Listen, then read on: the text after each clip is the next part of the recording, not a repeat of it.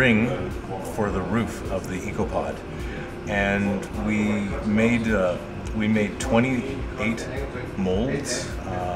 Well, it's one mold that makes 28 pieces that encircle the roof.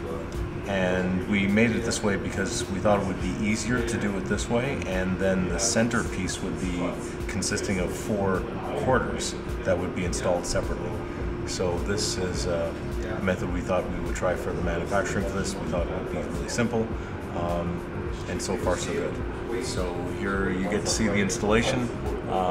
It was fairly simple, but it did need some adjustment to make all the pieces fit. Once it fit on the ground, but making it fit on the roof was a little bit extra work, and you'll see that here.